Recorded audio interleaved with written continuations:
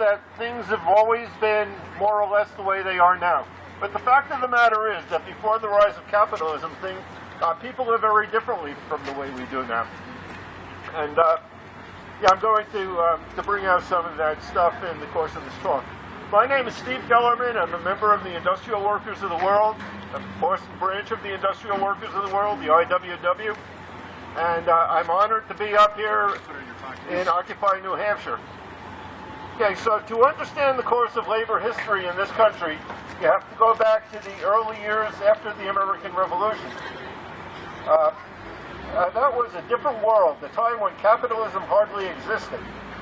At the time, George Washington, a figure significantly different from the people aspiring to the office of president today, when Washington first became president of the U.S., about 95% of the people lived on the land.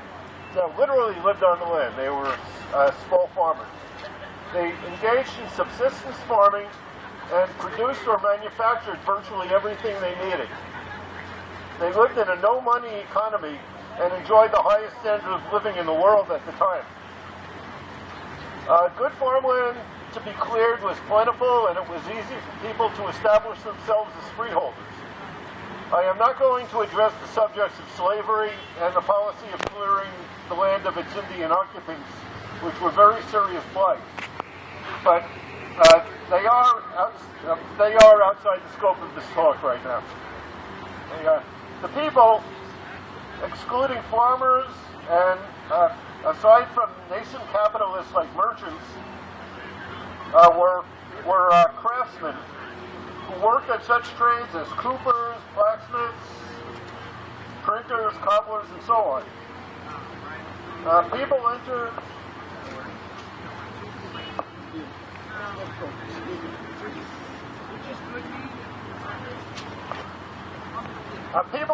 trades as apprentices. Young people entered trades as apprentices. After a couple of years, they graduated to journeymen who received some pay, and finally became masters who had their own shops and took on their own apprentices or journeymen.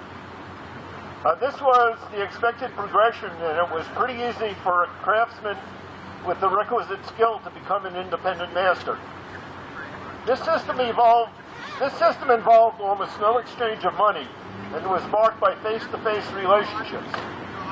The little money that fell into people's hands was held onto for the payment of taxes. Almost all trade was in the form of barter. A farmer would exchange produce or eggs or homemade textiles for articles manufactured by tradesmen. In this period, capital became available through merchant activities such as the Far East trade and reprehensively the slave trade. Possessors of this capital moved to become financial or manufacturing capitalists and formed in the 1820s and 30s the Whig Party to promote the formation of banks and other credit-generating institutions. And they wanted government subsidy of transportation systems, which were roads, canals, and railroads. And very importantly, the creation of limited liability corporations. This stuff was bitterly hated by most contemporaries.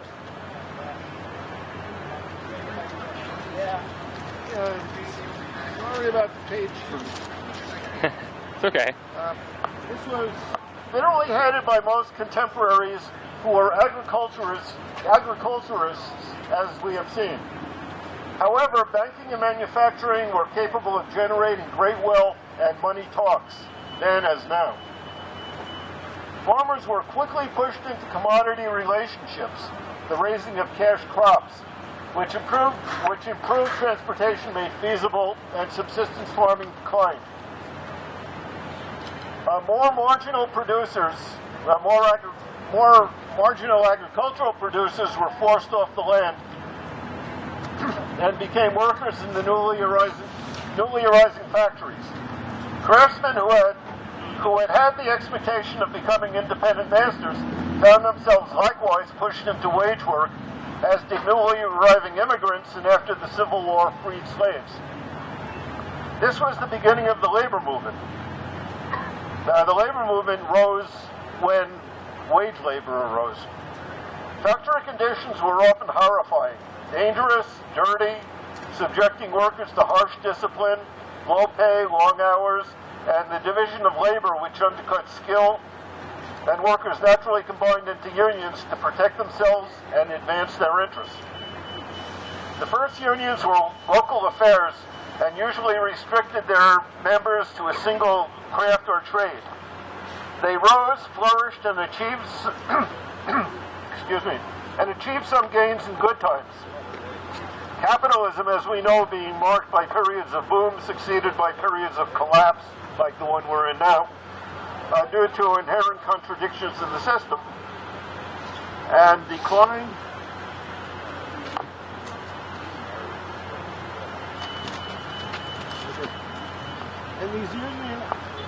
And these unions declined or disappeared in times of bust. A few national trade unions were established in such crafts as typography, metal molding, shoemaking, telegraphy, railroading, and so on. Efforts were made to form national and international amalgamations of such unions, most significantly the National Labor Union in 1866, but these generally were weak and got shunted into chimerical political activity and did not survive for long. When we say international unions in this context, they generally mean the United States and Canada. In 1869, the Knights of Labor, one of the most significant movements of working people this country has witnessed, was formed in Philadelphia by a group of garment cutters under the leadership of Uriah S. Stevens. It was formed as a secret organization. Its name was never mentioned publicly until 1881 and was marked by elaborate ritual and self-improvement aspects. The most important thing about the Knights was their vision of all workers, regardless of sex, race, religion, nationality, trade, or skill level, uniting on the basis of class-wide solidarity and moving to advance the interests of all working people. This was enormously attractive, and in the mid-1880s, the Knights... No need to apologize. To have two hands. No need to apologize. Okay, and in the mid-1880s, the Knights had 750,000 members and won some enormous victories, particularly the Southwest Railroad strike against the Gould system, named for Jay Gould, the robber baron of the era. However, the Knights were ill-served by their national officers who were hostile to strikes, although strikes were often forced on them by the bosses, and who were guided by naive ideals and embraced cooperative enterprises as an alternative to capitalism. They were anti-capitalist, but they were not socialist. They thought that capitalism could be replaced by cooperatives. The Knights at their height proved attractive to all workers, including the organized trades, and many locals affiliated with the Knights, as did a few national and international unions. This resulted in a very screwy situation in which influential Knights, who were petty bourgeois and mostly rural, opposed the unions, and officers of the unions who held a narrow craft perspective and jealously were hostile to class-wide organization, created a situation of rivalry between the unions and the Knights. In 1881, resulting from a complicated situation in the cigar-making trade, which pitted skilled cigar makers against less skilled, the predecessor of the AFL, the American Federation of Labor, was formed to oppose the Knights, with Samuel Gompers, who was himself a cigar maker, as its president and ideological preceptor. The AFL was a federation of autonomous...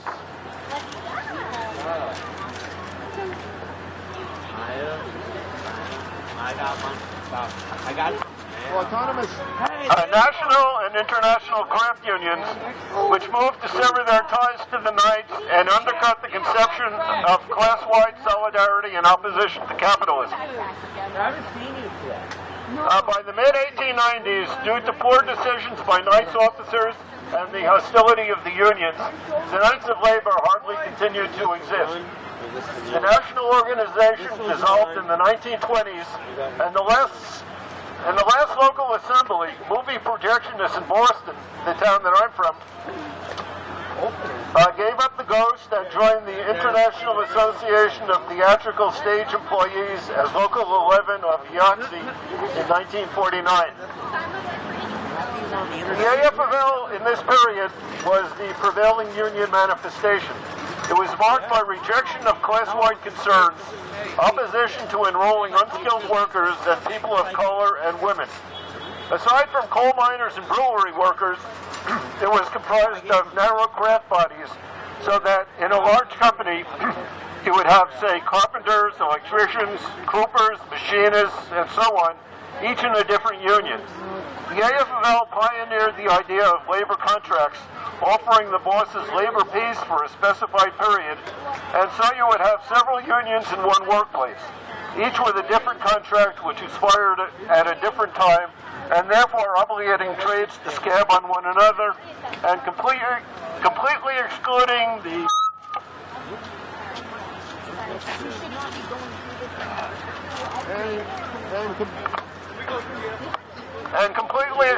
the mass of unskilled who, as you can imagine, were without protection and subject to miserable pay and conditions.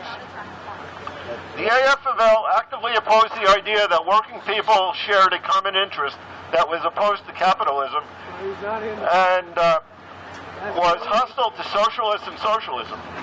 They appeared to have an agreement with leading business figures that unions of the skilled trades would be tolerated as long as the mass of workers were not organized. No one has ever produced documents to substantiate this, but there is no question that that is how the system operated. The unions operated as job trusts, ensuring decent pay and standards for their members, and the hell with everyone else. There was opposition to this approach among workers, most notably the American Railway Union, organized by Gene Debs, himself a former railroad fireman, in the 1890s, which attempted to enroll all railroad workers into an industry-wide organization, unlike the skilled brotherhoods of engineers, conductors, firemen, brakemen, carmen, telegraphers, and so on. The ARU proved to be powerful and effective, but was destroyed in 1894 in the Pullman strike by a combination of the railroads and which at the time were some of the most powerful corporations in the country, and the federal government. Debs was put in prison. The ARU was crushed. Another interesting movement of the time was the so-called Chicago idea, which was put forward by anarchists, which proposed that workers' organizations, that is unions, organized to fight capitalism and supplanted with direct worker administration of industry. These anarchists were active in the Knights of Labor, in a number of unions, in the Central Labor Union of Chicago, and were active in the general strike for the 8-hour day beginning on May Day in 1886. When a workers' meeting was attacked on May 3rd of that year, someone threw a bomb into the ranks of the police, and 8 anarchists were framed up and convicted of the bombing, although not a shred of evidence was ever produced connecting any of them with the bomb.